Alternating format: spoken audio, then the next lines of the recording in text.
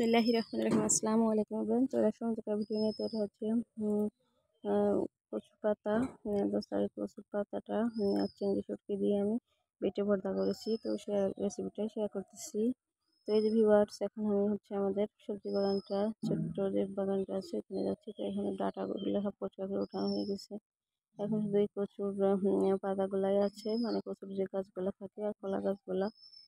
তো এই যে এখন হচ্ছে এই পাতাগুলো আমি হচ্ছে তুলে নেব।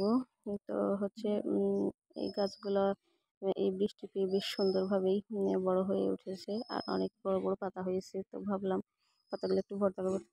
পাতাগুলো হচ্ছে আমি এনে ভালো করে কেটে ধুয়ে পরিষ্কার করে নিয়েছি। আর এখন হচ্ছে কড়াইতে দিয়ে দিয়েছি। তো কড়াইতে পাতাগুলো দিয়ে আমি হচ্ছে এখন একটু সেদ্ধ করে দেবো। তো ভিউয়ার যারা ভিডিওটি দেখা শুরু করেন তারা অবশ্যই একটা লাইক দিয়ে ভিডিওটি দেখবেন। আর এখানে হচ্ছে আমি কাঁচামরিচ, পেঁয়াজ আর একটু রসুন কুচি এগুলো হচ্ছে এই শাকের সাথে একসাথে ধুয়ে সেদ্ধ করতে দিয়ে দেবো। তো আমরা অনেকেই ভর্তা করে থাকি, তো এই প্রসেসে করে দেখবেন, খেতে খুব বেশি মানে ভালো লাগে, না খেলে বুঝবেন না। তো এখানে হচ্ছে আমি এগুলো সব কিছু দিয়ে এখন হচ্ছে চুলা জাল করে মানে মোটামুটি সেদ্ধ করে নেব। তো ভিউয়ার্স, আর এখানে আমি আর একটা উপকরণ দেবো, যেটা হচ্ছে শুটকি, চিংড়ি শুটকি। তো ওটা হচ্ছে যে ভালো করে পরিষ্কার করে এখন হচ্ছে এটা আমি ভালো করে ধুয়ে নেব। তো এটা হচ্ছে চিংড়ি শুটকি। তো এই চিংড়ি শুটকিটা দিয়ে যে কোনো ভর্তা বা যে কোনো রেসিপি করলে আমার অনেক ভালো লাগে। তো আপনাদের কেমন লাগে অবশ্যই কমেন্টে জানাবেন। তো এখানে হচ্ছে শুটকিগুলো আমি ভালো করে ধুয়ে নিচ্ছি। তো ধুয়ে আমি পরিষ্কার করে নিয়ে এগুলো হচ্ছে একটু হালকা ভিজিয়ে রাখতেছি।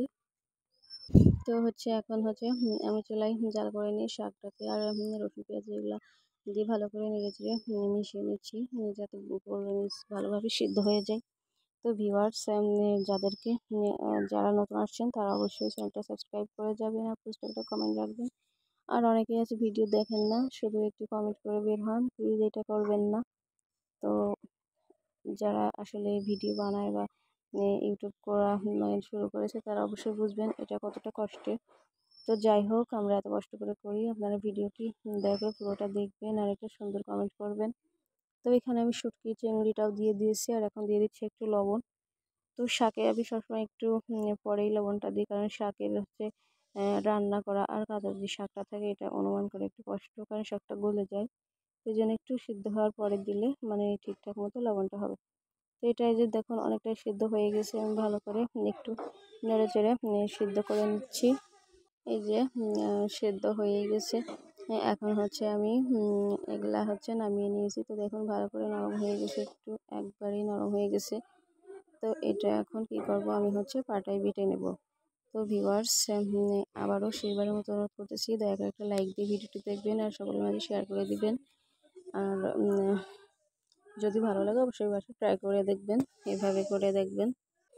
তো এই পাটাটা ধুয়ে ভালো করে পরিষ্কার করে নিয়েছি। এখন হচ্ছে আমি পাটায় শাকগুলো দিয়ে ভালো করে বেটে নেব। তো ভিউয়ার্স, যারা ভিডিওটি দেখছেন তাদেরকে অসংখ্য ধন্যবাদ, যারা দেশ ও বিদেশের বাইরে থেকে দেখছেন তাদেরকে সবাইকে অসংখ্য ধন্যবাদ। ভালো করে বেটে নিচ্ছি।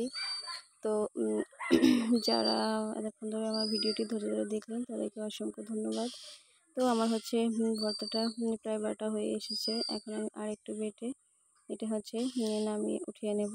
তো এই যে আমার ভর্তাটা হয়ে গেছে বাটা। এখন হচ্ছে আমি আর একটা প্রসেস যাচ্ছি, সেটা হচ্ছে কড়াই দিয়ে দিচ্ছি চুলার উপর।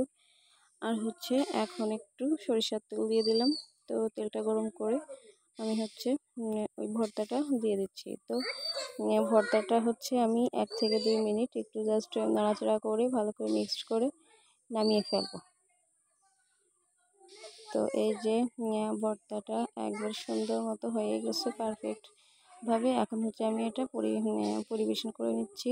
এই যে দেখুন, খেতে দেখতে কালারটা মাশাআল্লাহ অনেক সুন্দর হয়েছে আর খেতেও অনেক সুন্দর হয়েছিল। এরকম ভর্তা হলে আর কিছুই লাগবে না। আসসালামু আলাইকুম, আল্লাহ হাফেজ।